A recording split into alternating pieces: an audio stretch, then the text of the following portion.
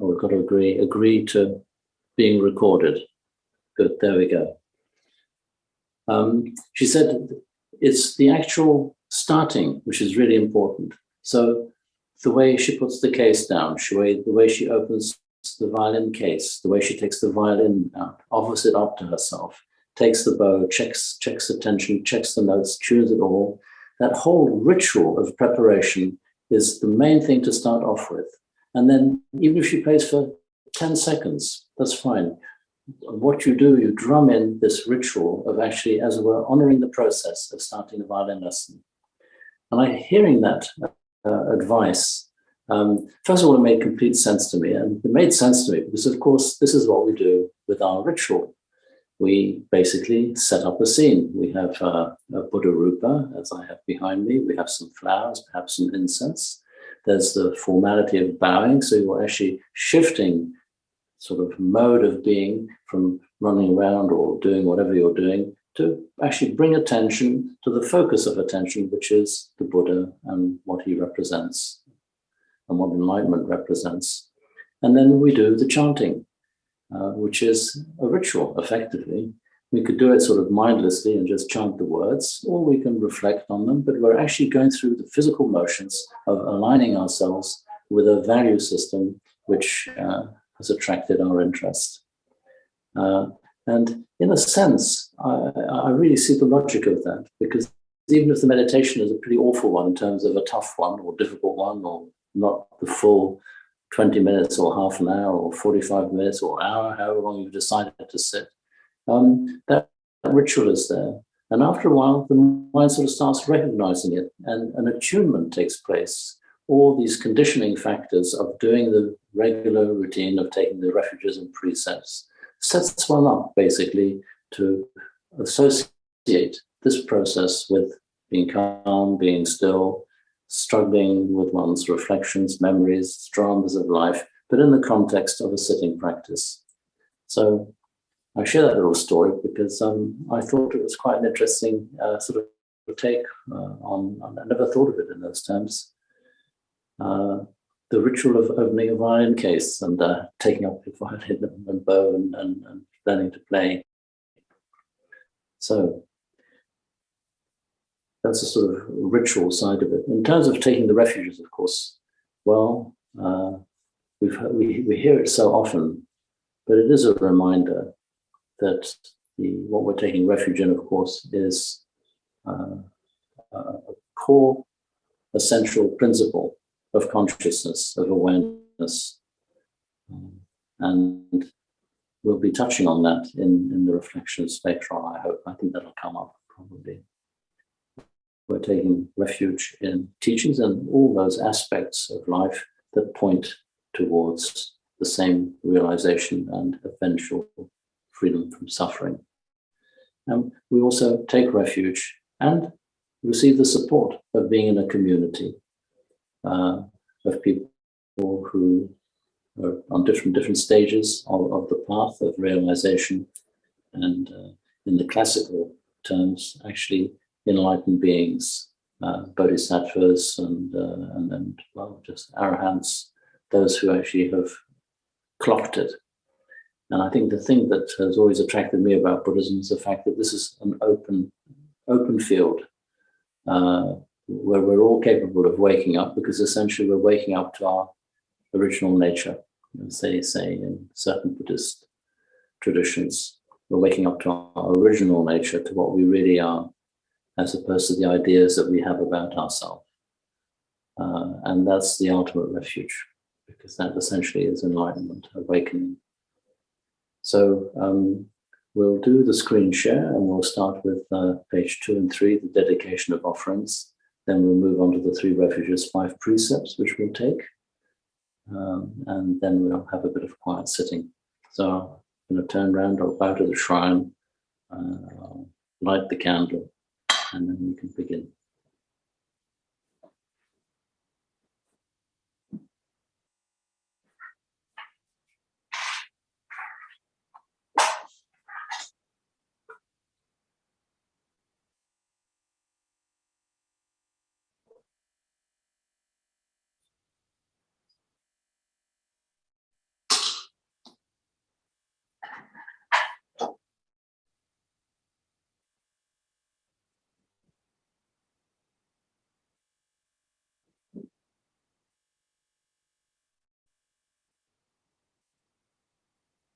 If there are any newcomers to the group, the bowing is quite optional, as is the chanting. So you can just be an observer if you wish. So we'll start with the dedication of offerings. Yo so bhagava araham samma sambuddho. To the Blessed One, the Lord, who fully attained perfect enlightenment, Swakato yena bhagavata dhammo, to the teaching which he expounded so well, Supatipanno yasa bhagavato sāvaka sangho, and to the Blessed One's disciples who have practiced well, Tamayam bhagavantam sadamam sasangham, to these the Buddha, the Dhamma and the Sangha, imehi sakare yataraham aropitehi abhipuchayama, we render with offerings our rightful homage. Sadhu no bhante bhagava suchira parini bhutopi.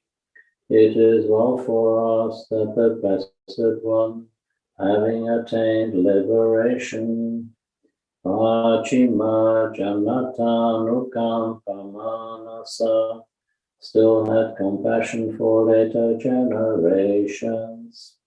Ime sakare dugatapana karabhute patikan hatu. May these simple offerings be accepted. Amha kamdi garatam hitaya sukhaya, for our long-lasting benefit and for the happiness it gives us. Araham Samma Sambuddho Bhagava, the Lord, the perfectly enlightened and blessed One, Buddham Bhagavantam Abhivademi, I render homage to the Buddha, the Blessed One.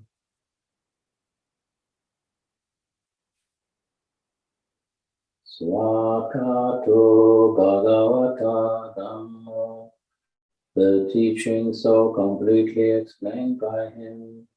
Dhammam Namasami, I bow to the Dhamma.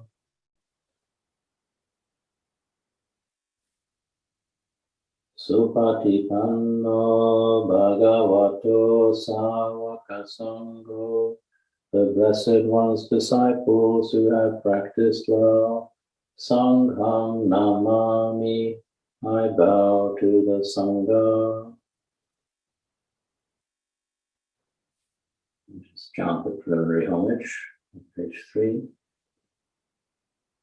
Handamayam Buddhasa Bhagavato Kubhava Namakaram Karamase. Now let us chant preliminary homage to the Buddha. Namo tassa bhagavato arahato samma sambuddhassa.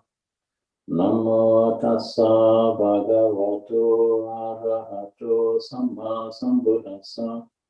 Namo tassa bhagavato arahato samma sambuddhassa. Homage to the blessed, noble, and perfectly enlightened one.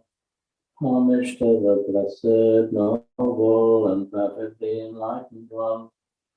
Homage to the blessed, noble, and perfectly enlightened one.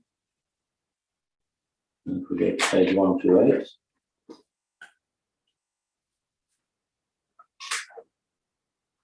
And we'll go to the third paragraph, the Buddham Saranam Gacchami. Taking the three refuges. Buddham Saranam Gacchami, Dhammam Saranam Gacchami, Sangham Saranam Gacchami. To the Buddha I go for refuge. To the Dhamma I go for refuge. To the Sangha I go for refuge. Dutiyampi Buddham Saranam Gacchami, Dutiyampi dhammam saranam gacchami. Dutiyampi sangham saranam gacchami. For the second time to the Buddha, I go for refuge. For the second time to the Dhamma, I go for refuge. For the second time to the Sangha, I go for refuge. Tatiyampi buddham saranam gacchami. Tatiyampi dhammam saranam gacchami. Tatiyampi sangham saranam gacchami. For the third time to the Buddha, I go for refuge. For the third time to the Dhamma, I go for refuge. For the third time to the Sangha, I go for refuge. And then we go through to the 5 precepts, which we will chant in Pali and repeat in English. Panatipata veramani sekhapadam samadhiyami. I undertake the precept to refrain from taking the life of any living creature. Adinadana veramani sekhapadam samadhiyami. I undertake the precept to refrain from taking that which is not given. Kamesu me chachara veramani sekhapadam samadhiyami. I undertake the precept to refrain from sexual misconduct. Suramereya musawada veramani sekhapadam samadhiyami. I undertake the precept to refrain from lying.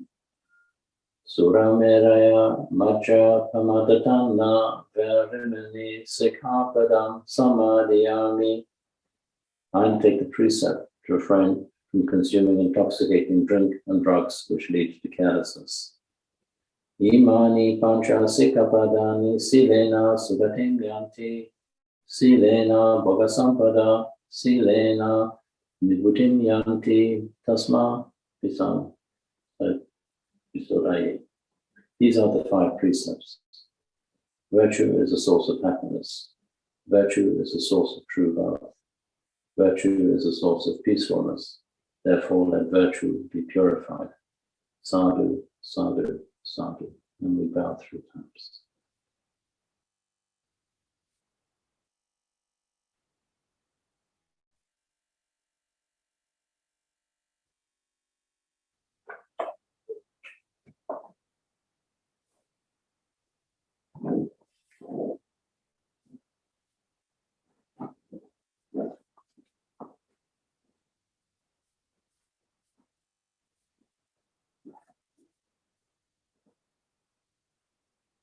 Sometimes people wonder, why do we repeat things 3 times?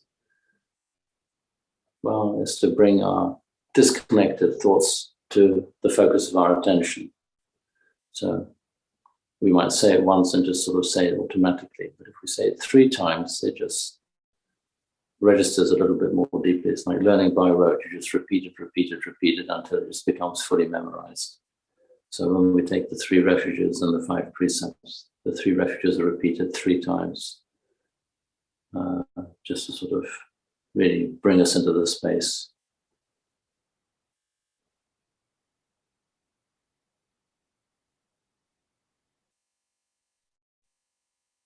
Helps imprint things in the brain and in the heart. So we're going to have some quiet time now. How we use the quiet time really depends very much on each one of us. When we do go into this sort of quiet space of meditation, many things come up, particular dramas of the day perhaps, or the issues we're facing in life. And it's good to let these things sort of bubble along a little bit. Because sometimes it's the only time that we actually do stop and reflect on where we might be in the stillness of a sitting posture as opposed to driving the car. And we can also think about things, but sort of a bit of dual attention taking place when we're driving the car. There's part of focusing on the traffic. But then we have so many distractions in cars these days with sat-navs and radios and podcasts and things like that. So it's inevitable that just stopping and pausing, that the mind and the issues that we're confronting in life will sort of roll into the space. So how we use that space can be to think about what to say or what to do in a particular situation. But of course, it also provides an opportunity to slow down and shift our attention, and the energy and attention go hand in hand. Shift our attention to awareness of the body. And we bring our attention to the body because the body is very present, it's very here and now. It's all too easy to get lost in our mental formations as they arise. The narratives, the stories, the hurts, the pleasures that we might be looking forward to. So we may set ourselves a target of just focusing on one part of the body, but initially we just make sure that we're comfortable for half an hour or 35 minutes. So we want to make sure that our posture is upright but relaxed at the same time.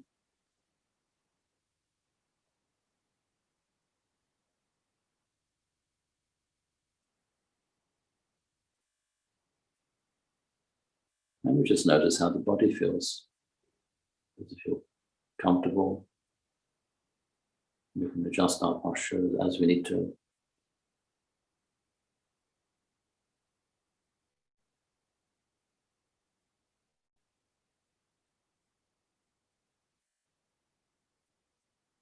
With regular practice, these early parts of the meditation can be very enjoyable as one just sits and one knows that one can let go, that hopefully no phone calls heading one's way, that our phones are on silent so we don't get interrupted. If we're sharing accommodation, our door is closed, and having a nice place to sit in always makes a difference, even if you're living in a one-bedroom bedsit. You have a corner of the room dedicated to a quiet space. I remember reading Jung when he went to India. This is Carl Gustav Jung, the psychologist. He was very struck that even in really crowded conditions where people lived in overcrowded flats or small dwellings, there was always a sort of special place, a quiet place behind a curtain often, where someone could just go and just be quiet.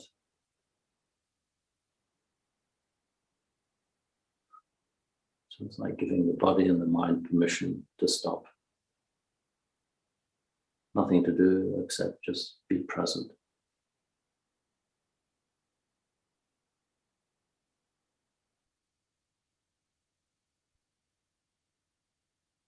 So you can just check the body from the top of the head down to the neck, making sure we haven't collapsed, or on the other hand, pushed our chest out too much. Just a nice in-between golden mean. Relaxed shoulders, chest open enough to be able to breathe in and breathe out comfortably. And very often, even at this early stage, we may find the body quite naturally will take a deeper in-breath and a little sigh of relief as we breathe out. This can just happen quite spontaneously. It's a good sign.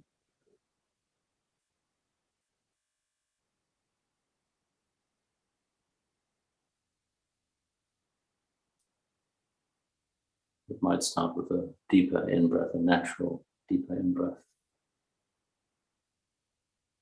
And the exhalation is just like a letting go. Breathing in and letting go on the exhalation.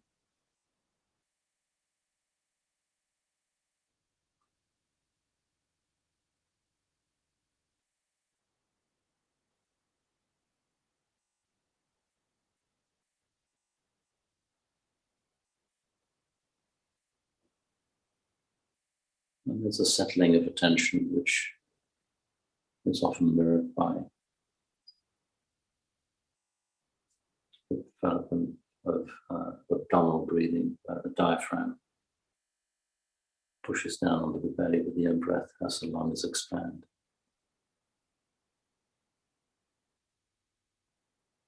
The hands can be one cupped in the other.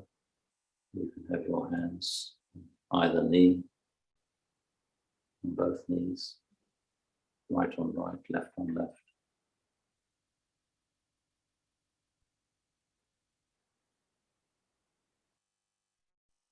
So we're taking stock of the whole posture. If we're sitting cross-legged, we're in a posture which we associate with the Buddha, meditating Buddha rupas, nice sort of triangular shape with a firm base, grounded, rooted to the earth.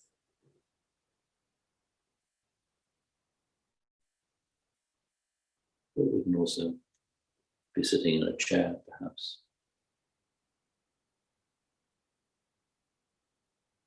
And although it's possible to meditate lying down, it's also a posture which the body and mind associate with sleep. So often one just drift off.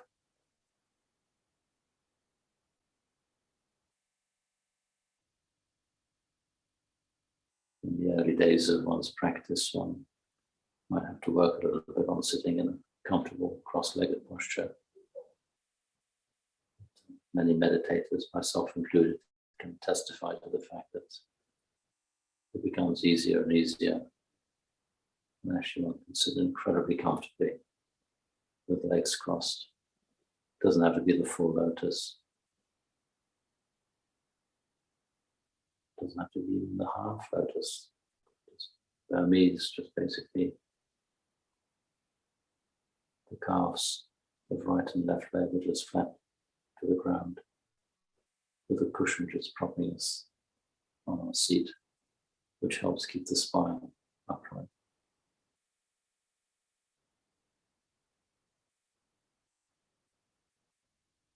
So what we're doing is bringing attention to how the body feels, the sensations of the body.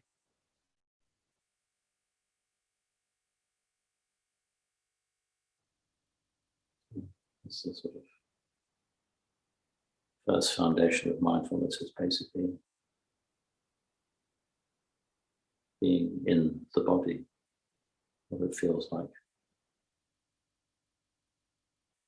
and then identifying where the comfort points are, where the slight discomforts might be, and just breathing it all in and breathing it all out as we move to paying attention to the breath.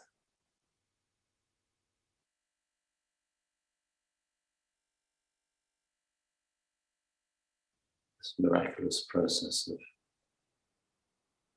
taking oxygen from the air.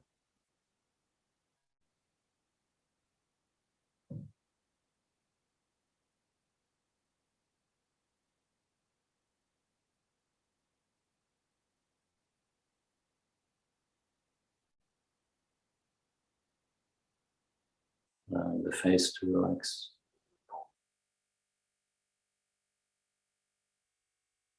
A lot of effort, a lot of energy goes into the face.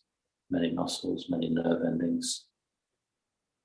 Smiling and frowning as we communicate with our facial muscles. Social engagement. Here we can let go of all of that.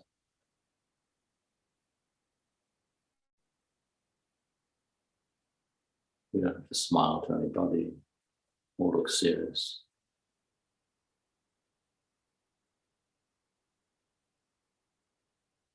You might even wish to stretch the facial muscles by opening the mouth, moving the eyes, eyebrows, forehead, jaw.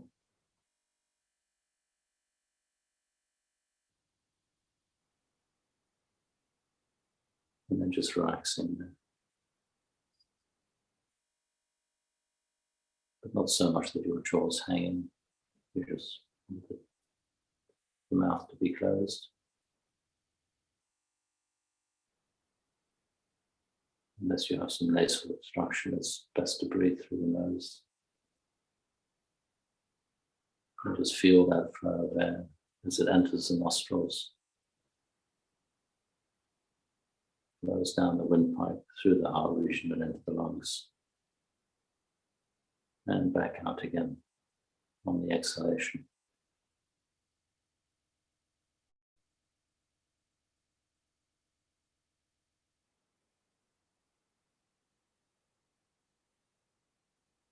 You may notice your belly moving with the inhalation, expanding, with the exhalation, contracting. These are all subtle sensations that one becomes very familiar with over time.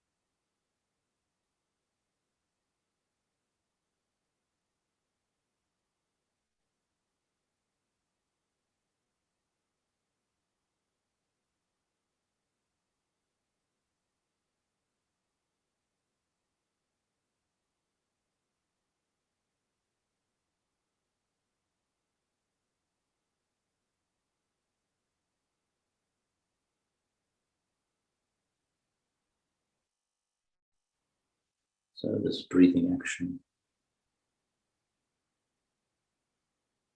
we can use as an anchor, as a reference point.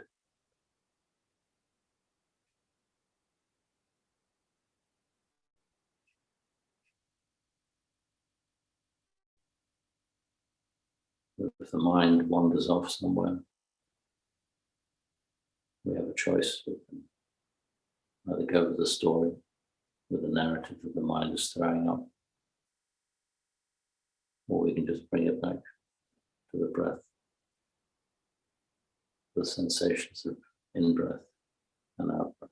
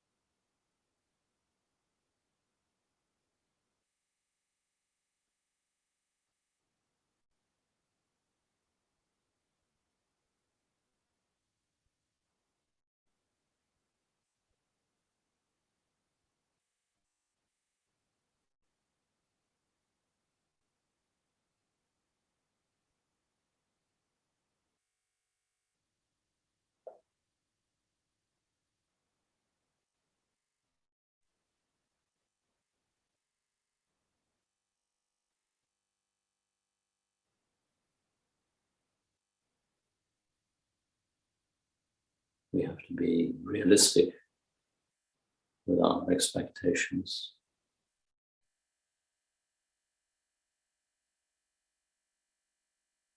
It is possible with regular practice, sustained practice, to find that thoughts just come in occasionally as we get absorbed in the breath, as our attention is absorbed by the breath.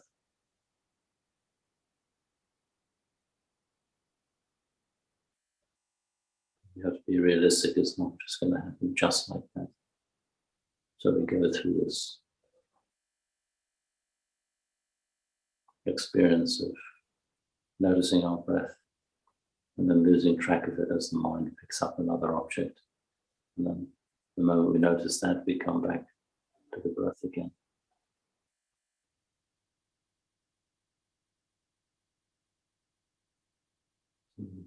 castigate ourselves or be frustrated with ourselves.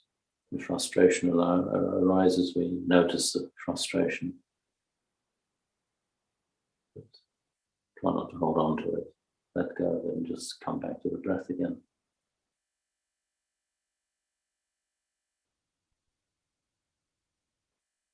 This is a real get to know yourself exercise.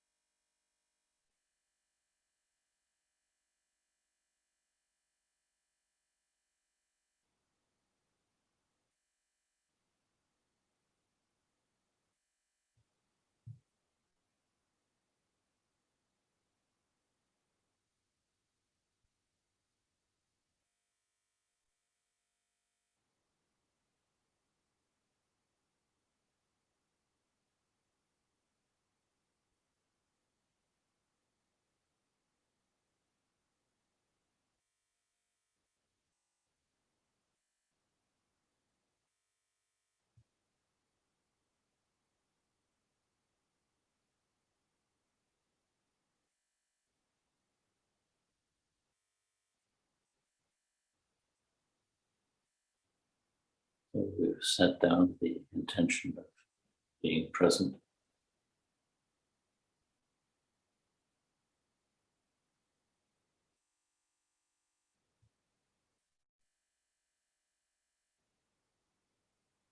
The underlying theme of this practice is acceptance.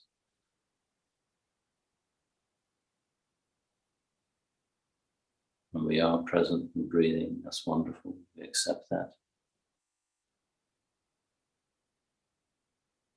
And even if we lose our attention and drift off into a daydream, a memory, we accept that as well. And just simply come back to the breath when we notice that we have wandered off piece.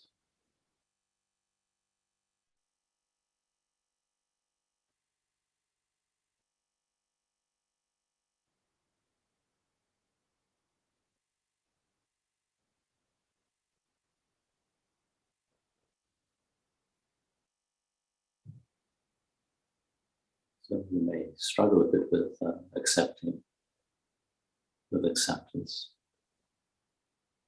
So we accept the struggle.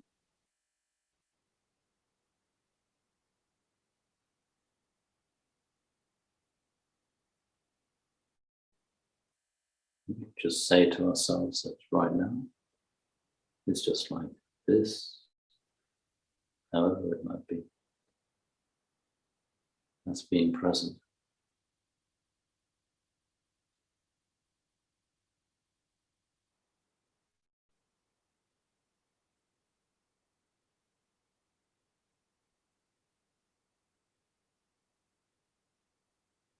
We might focus on the nostrils where the air entering the body temperature difference can be noticed.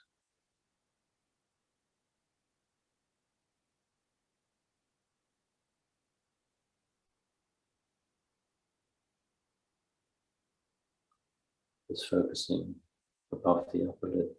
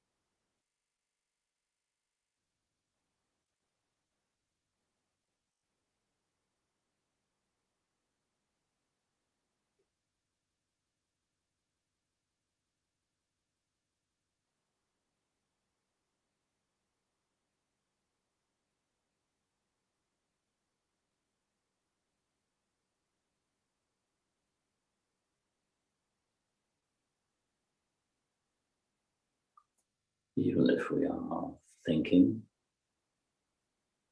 we're able to notice the silence behind the thinking.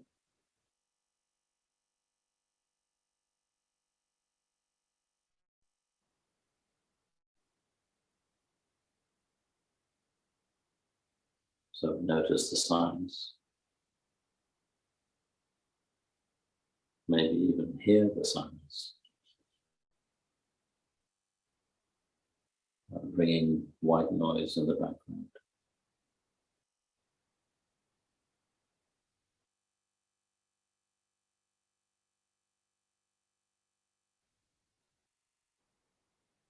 So even as we breathe and thoughts come and go, we become aware of presence, so just being present.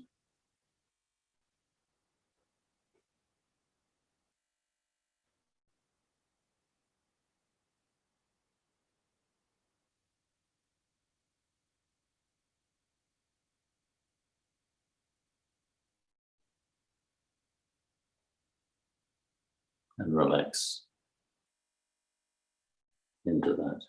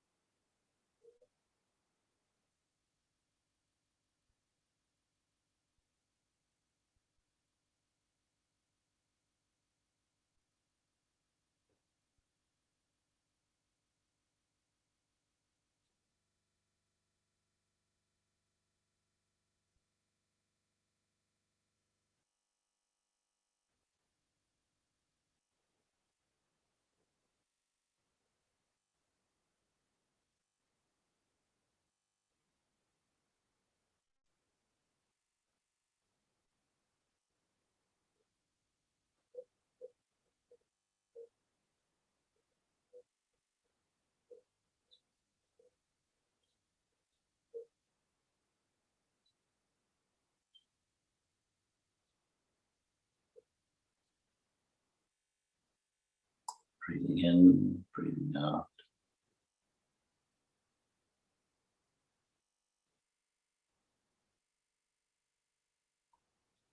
Hearing the silence.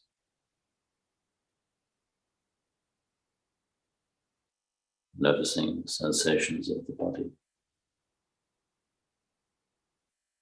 and our reaction to those sensations.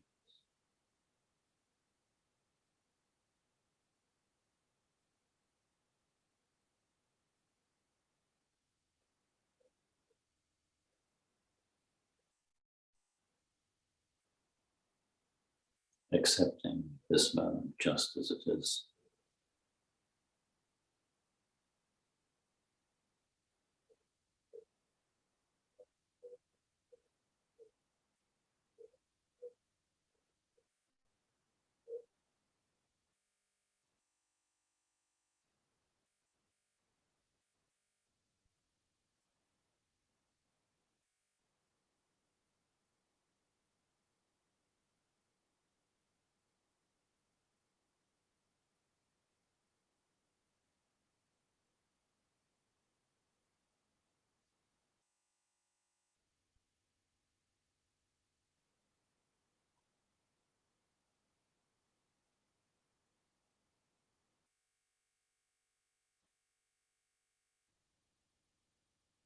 You might notice a slight build-up of tension.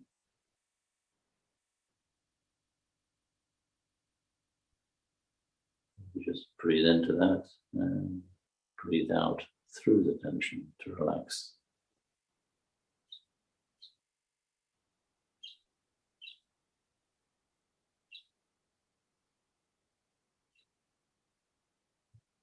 Noticing the correlation.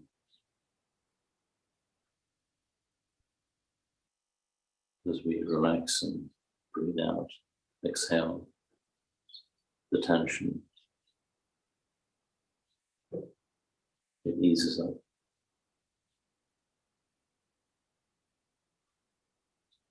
It's our resistance that creates discomfort.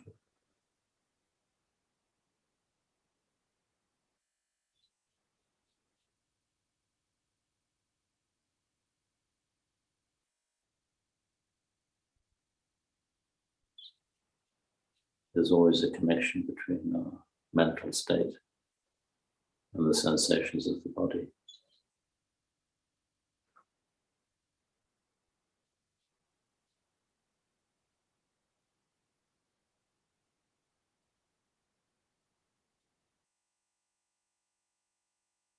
The mind and body are not necessarily accustomed to sitting quietly and still for longer periods of time.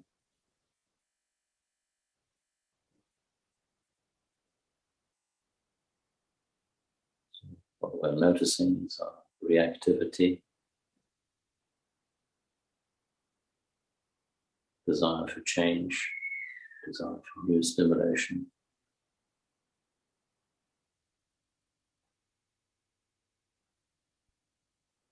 So we accept that as well, just breathing in and breathing out. Relaxing on the out breath.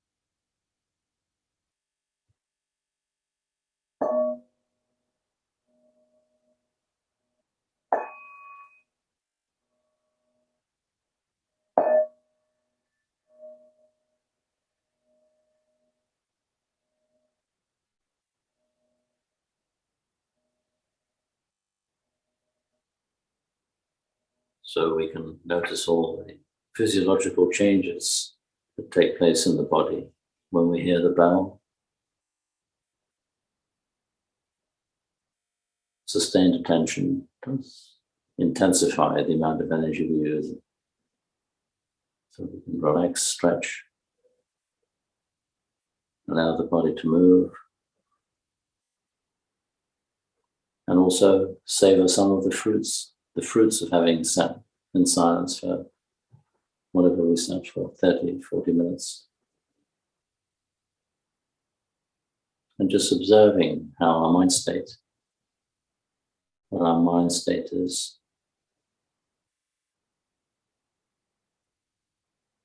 Taking in the surroundings that we're in with our eyes open.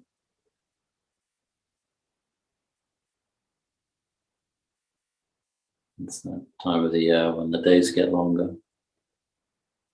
So there's more natural daylight around. Colors are a bit more vibrant.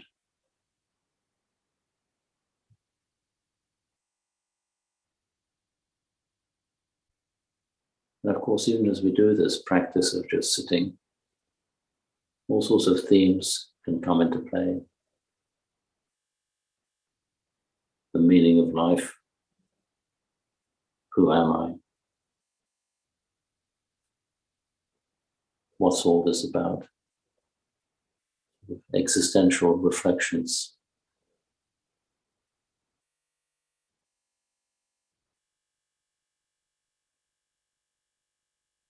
And the miracle of it all is that we can be aware of all these thoughts, all the emotions, all the feelings that come up. We just know them.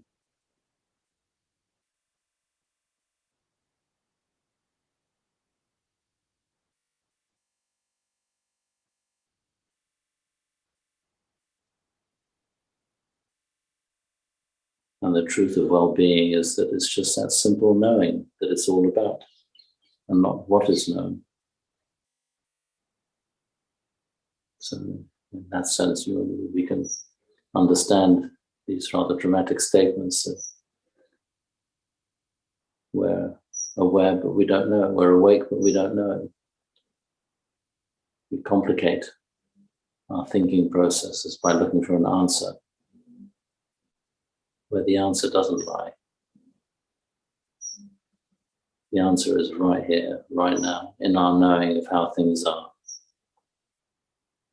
But we get so caught up in what those things are, whether we like them, don't like them, feel uncomfortable, feel attracted or averse, whatever it might be, that we lose sight of the fact that it's all simply about knowing, non-judgmental knowing, which is being present and accepting this whole reactive process that we're caught up in our bodies and our minds.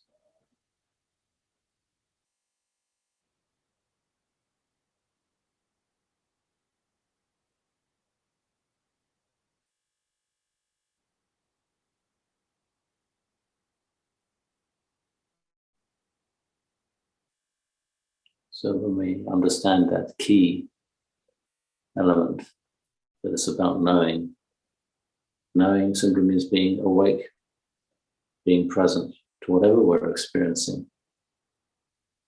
If a judgment comes into our thinking process or emotional process, we know that we're being judgmental. But we tend to react, oh, I mustn't be judgmental. I should be like this. This should have happened. That shouldn't have happened. We're caught up in the phenomena of existence, losing sight of where all that phenomena is being experienced, which is in our awareness. And we call it our awareness. It doesn't belong to us. We arise in this awareness with our thoughts and our feelings, our perceptions, our mental formations.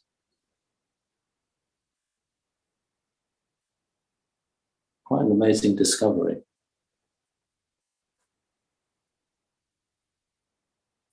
In the 7 factors of enlightenment, the 7th one is equanimity. Equanimity is nothing but simply acceptance of the way things are. But there's a nice sequence of stages to these factors of enlightenment, which can be seen as a linear process.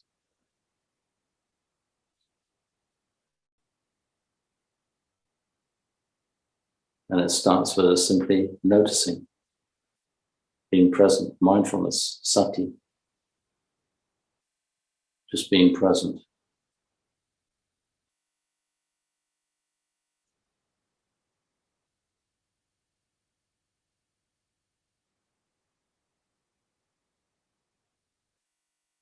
Just simply being present. Because when we're present, we notice the flow of phenomena, the changing mind states, feeling states, emotional states. So we just observe them. We go into this witnessing mode, this observing mode.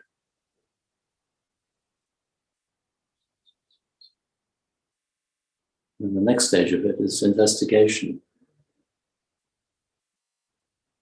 dhamma vichaya, an inquiry. an examination. What are the implications of this flow of phenomena that we're witnessing all the time?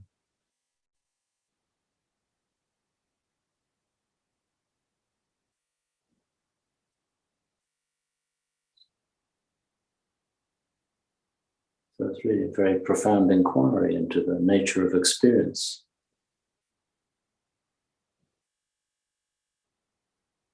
Who is the experiencer? Is it an I? Is it me? Or is it just simply an inquiry?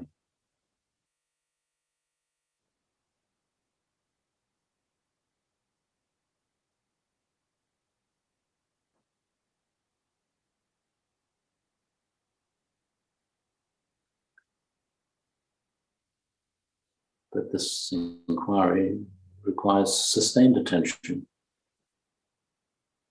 We can sort of drop into it every now and then, of course, but that's like trying to learn a language, or you can't just do it little bit by bit. Don't get very far. So it requires an input of energy, of curiosity, which usually drives the energy. Curiosity is often fueled by the struggles we go through in life, with the fact that we get something, we're happy for a bit, and then it all fades. We may have a wonderful weekend. In the middle of the weekend, everything is great, everything is fine. And then it's Sunday night, and then it's Monday morning. The weekend's over, it's gone. Or it can be wanting to acquire an object of some kind. A nice painting, perhaps, or listening to a piece of music. So we have that momentary pleasure, which can last for a little bit. But eventually the music stops. The mind wants to move on to something else, something other, some other stimulus. Where's the experience gone? There's a nice memory, perhaps. But that's all it is, it's just a memory. It's gone. So we reflect on our life, on how we lead our life. Moving from one point of interest or stimulation or pleasure to another. But there's a sort of repetitive pattern. So sustained attention starts revealing this repetitive pattern of constantly looking for some sort of external stimulation, some external answer. And the pattern is recognized. But what's it recognized by? Well, that's the mystery, because with awareness, with awakened awareness, comes insight. Oh, so this is what happens in life. It's a relentless process of phenomena arising and ceasing.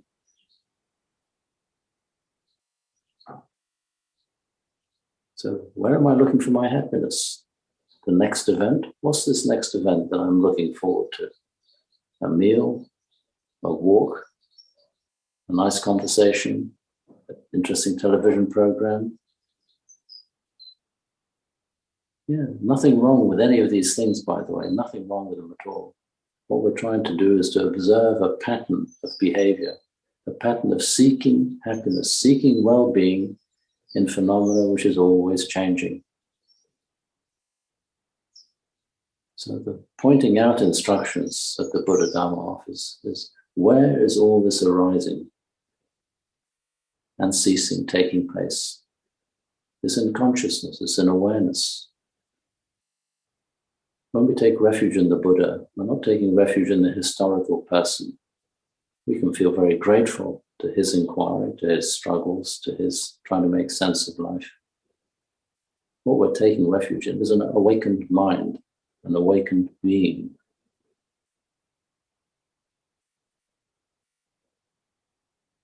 So our task is to wake up to our being with insight. That's what waking up means. It means seeing things for what they are.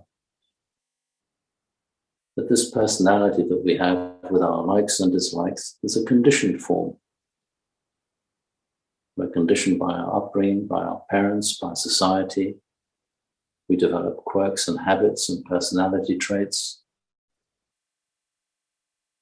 And we are given a name, and we identify with that name.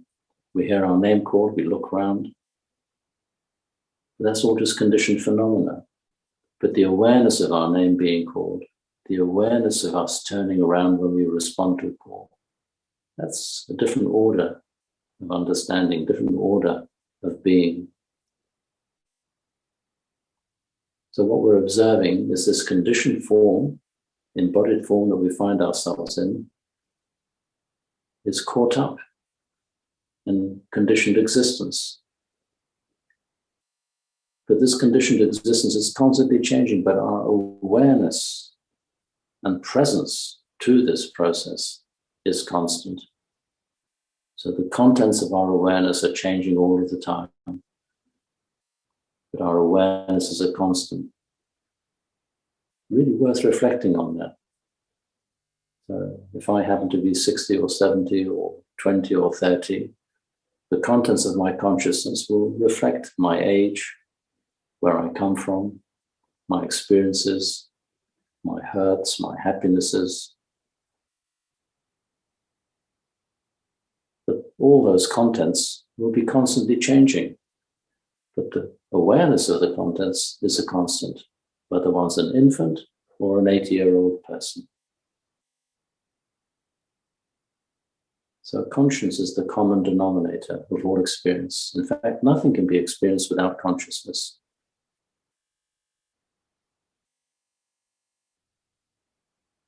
So we are not the contents of our consciousness, we are consciousness. That's the only thing that is, nothing else really is. It is briefly, momentarily, when conditions come together, but then they pass and they fade.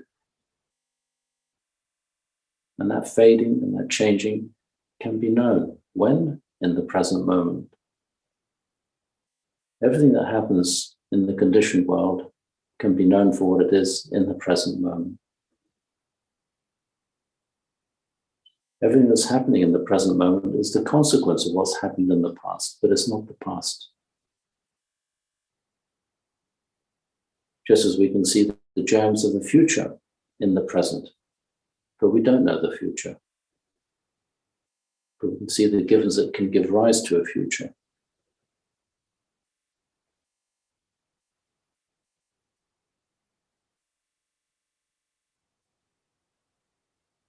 So the factors or elements of awakening or enlightenment include serenity, joy, include concentration as well, when the mind basically drops thought and goes into a profound state of absorption. It goes into deeper, deeper states of consciousness, where we're no longer identified with this body, with a name and an address and a passport number or driving license. When we let go of that sense of identity, there's a release, a sense of immense spaciousness and well-being. So concentration practice or samadhi practice is simply just dropping thought, dropping identity, and going into a state of absorption, which is a very pleasant state. But it's a state, and it can be known as such. Because states come and they go, just like all phenomena. What they reveal is the variety, the spectrum of consciousness. That the home base that we're hoping to wake up to is our ever-present refuge, and simply being and observing the arising and cessation of all emotional, mental phenomena and physical phenomena.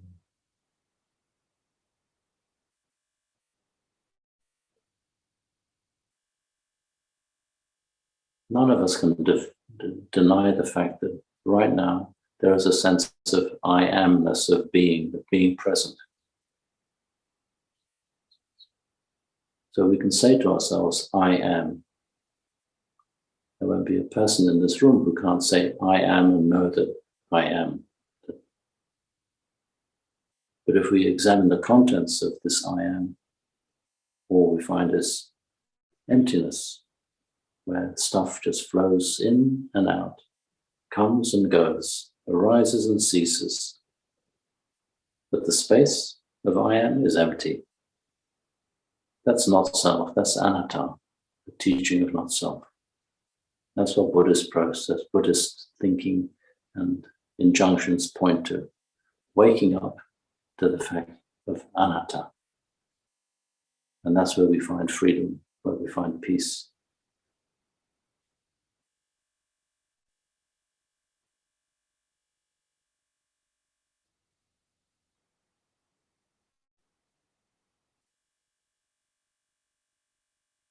So I'm a bit carried away in time there, and I'm aware that some of you may want to either ask a question or contribute something to these reflections. So do feel free to unmute yourself or raise your hand, or if you feel a bit constrained by speaking in Zoom public, you can put something into chat if you wish. But if you do have a question or would like to offer a reflection of your own, do feel free to do so.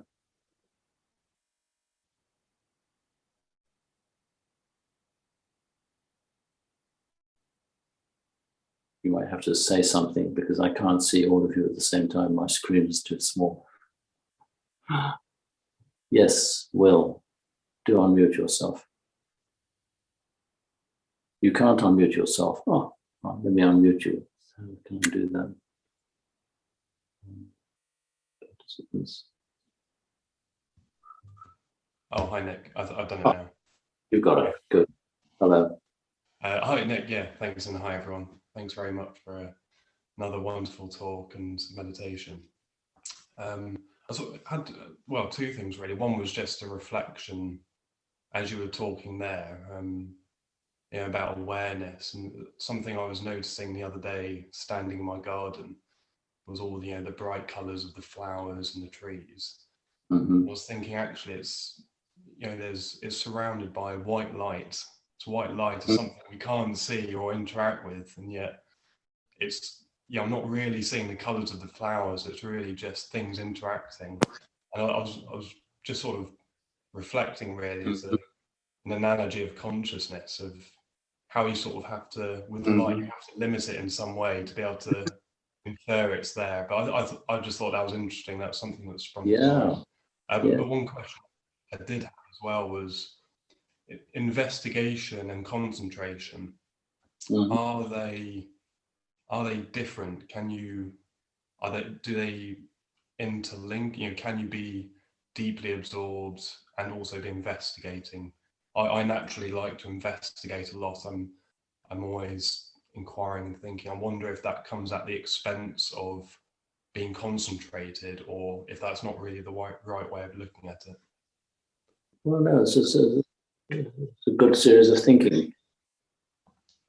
The fact is that when we go into absorption, these sort of states of what we call concentration practice, or one-pointed concentration practice, is that thoughts drop away.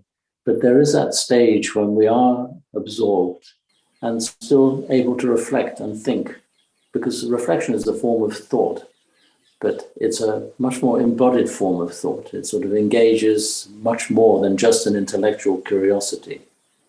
It's difficult to describe. It's like a heartfelt inquiry, but there is that process of mentation taking place in the early stages of concentration practice. But at some point, all thoughts drop away. I have noticed that there is often a sort of background sort of witnessing to even the states of absorption, but that does dissipate when one finds oneself quite spontaneously and naturally, without forcing oneself, in a state of absorption. The thinker disappears. There is no thought. There's just awareness. But when we come out of it, our reflective process can kick in, and we can reflect on the experience and say, oh, so that's what happened. My personality disappeared. My sense of I, me, and mine just basically evaporated, at which point there was a state of great well-being, to put it in simple English. And the mind just can move from one to the other, which is why I love the injunctions from really very great meditation teachers. It's just to be present and just observe everything that arises as objects coming into this room or space of awareness and then moving out. Every time we engage with one of these visitors, we hold them up and we get caught up in some kind of production of a situation. But if we just observe this process, something else kicks in. It's an awareness of just being aware.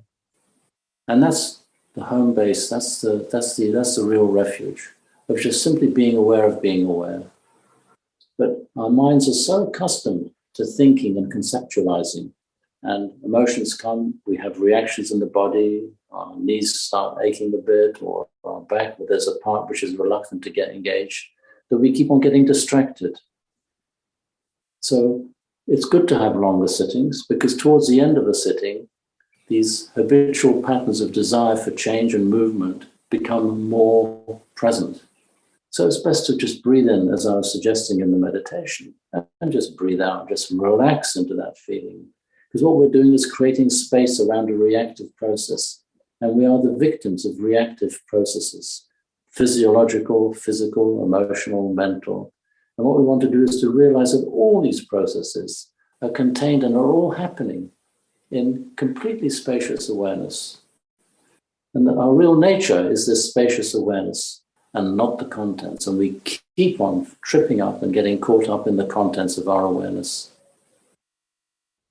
So it's not about ignoring the contents of awareness, it's just knowing them for what they are.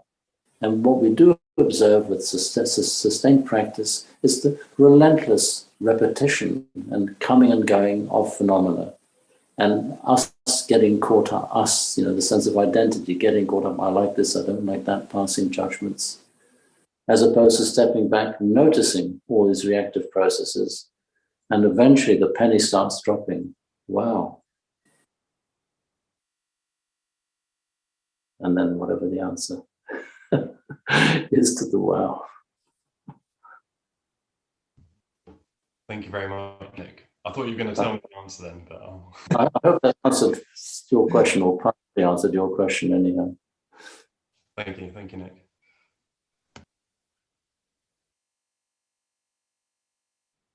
Yes, you need to unmute yourself if you can, Mary. Yeah, thank you. You know, when you get to the wow, you realize what you're thinking, and sometimes it can be very unpleasant. Yes, it can. Am I really like that? Yes. And so what is the next bit, as I understand it? Well, awareness reveals everything. It reveals not only the nice things, it also reveals the things that we don't like about ourselves. Referred in modern psychology as the sort of the shadow side. We have an idea of ourselves, which is conditioned by our upbringing, by how we perceive ourselves, But that's just an idea of ourselves. And for very healthy and natural reasons, we tend to sort of often paint a positive picture of ourselves. But then we come across certain facts that we aren't so nice. We can be short-tempered, we can be judgmental, we can be selfish, we can be hurtful. And coming to terms with that is a very painful process, actually. But what it is part of waking up to, wow, so this is who I am. And that's a very sobering experience, which is why having practice in the context of supportive chants, good people, good friends, basically practicing states of metta or kindness, basically act as a sort of, as a balm, as supportive mechanisms to allow us to go through this territory. But there are some sort of crunch points in the practice of any deep spiritual inquiry, which are deeply sobering, because basically this edifice that we create of who we think we are collapses and falls apart. So, and this happens in every spiritual tradition. You hear, you know, of the dark night of the soul that the Christians refer to. It's a sort of total exposure of all one's shortcomings. And taking on board these shortcomings is a shock to the system, because it's not how we want to see ourselves or be seen. But once we open up to that, there is a cathartic experience, because the stripping away of illusion about oneself actually is incredibly liberating, because we're no longer having to maintain this edifice of an identity. We still keep an identity.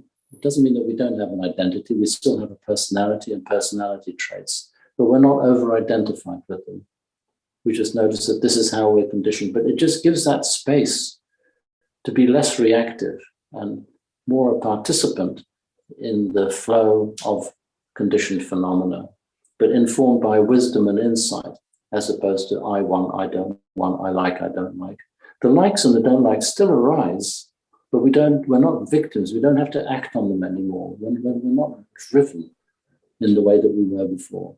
So it's a gradual process of liberation, of freeing ourselves from our habits, seeing them for what they are, and then having a choice of whether to act on them or not.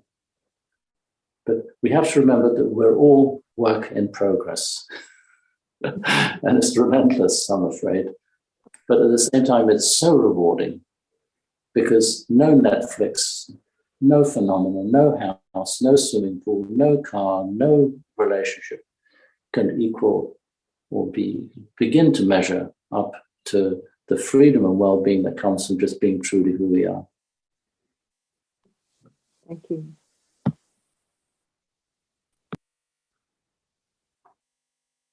I said who we really are, what we really are. Maybe is more accurate.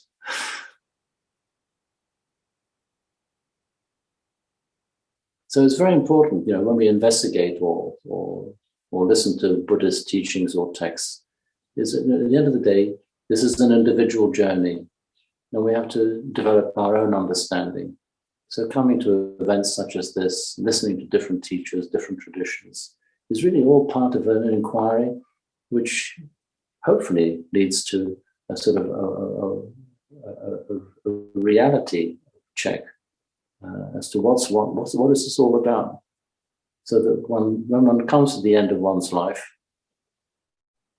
even if one hasn't sort of achieved full and perfect enlightenment, which only a few individuals are able to achieve, there is a sense of, at least I know what's what. And if one believes in ongoing karmic manifestations, whatever volitional tendencies we've developed in this life can manifest in another existence. But again, that doesn't have to be believed in explicitly. What we do know is that how we live our lives now have an effect on future developments, if we happen to live.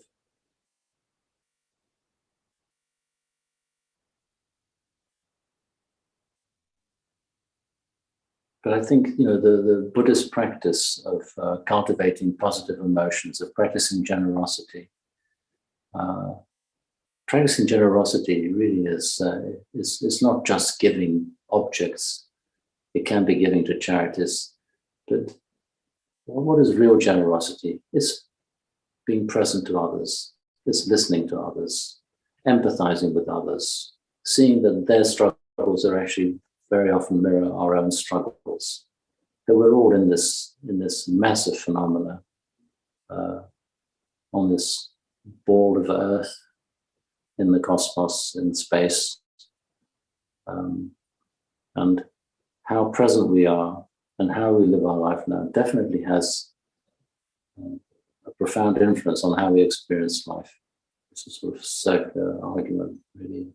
To cultivate goodness, understanding, tolerance, knowing that if you had the same conditions of upbringing and genetic inheritance and social conditioning as that other that you're pointing and criticizing, that you would be exactly like them, that you would be them.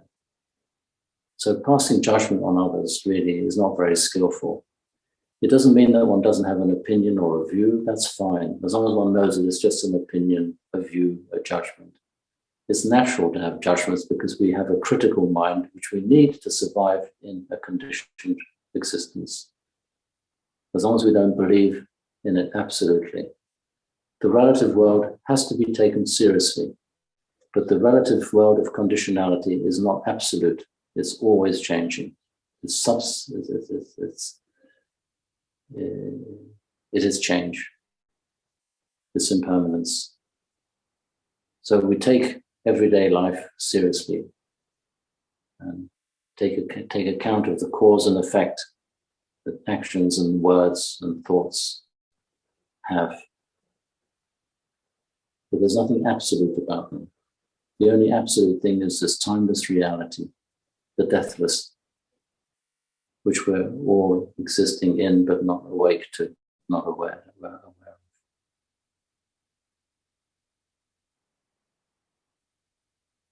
So I'm aware of time. We're coming up to 8 o'clock. I don't know if someone has a desperate question, they really feel they can't wait a week or so to have answered. I'm happy to take another question or point of view or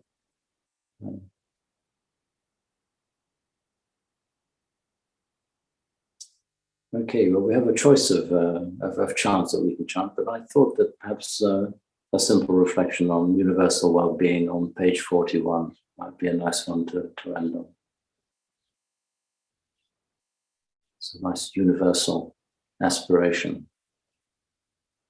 So if we can have page 41, thank you very much.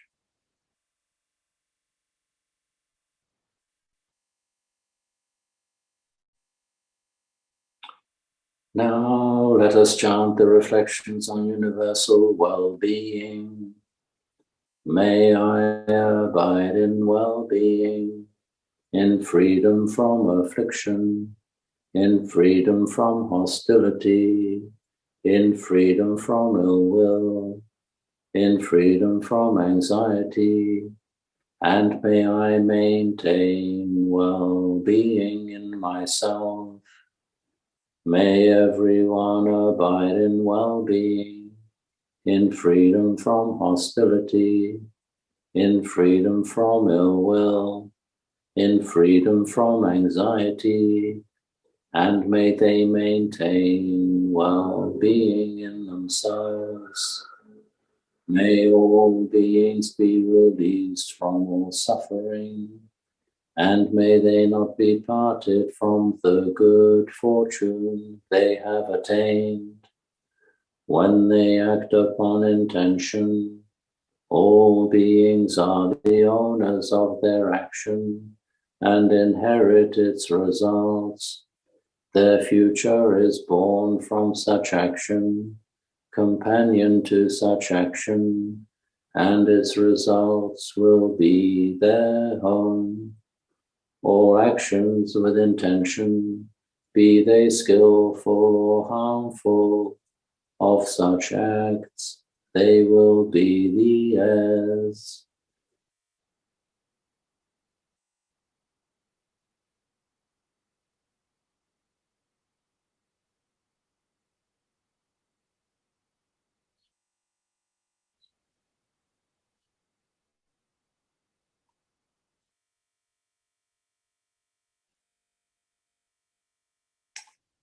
Right, so we'll close with the closing homage on page 16.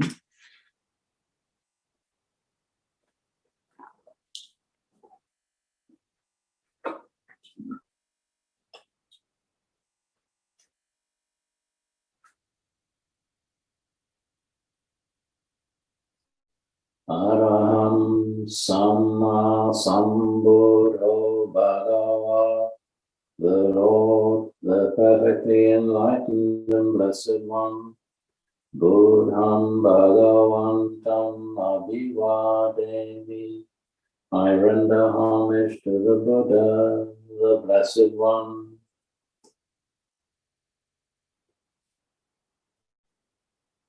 Swakato Bhagavata Dhammo, the teaching so completely explained by him, Dhammam namasami. I bow to the Dhamma.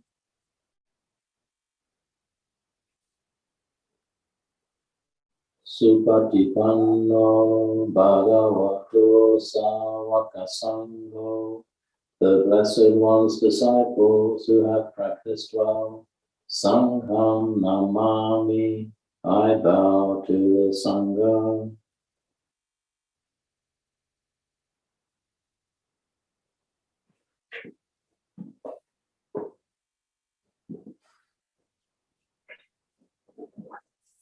I'll just say that next week, if my diary is correct, Ajahn Chah will be teaching, leading the event. So she's a very lovely person to listen to and hear her Dhamma talks and reflections. So I hope you enjoy her. And I believe, if my diary is correct, that she's teaching the following 2 weeks. So nice thing to look forward to, and perhaps mention to any Buddhist friends you might have, or friends generally. And I wish you all well, and look forward to seeing you again in a few weeks' time. So good night. Bye-bye.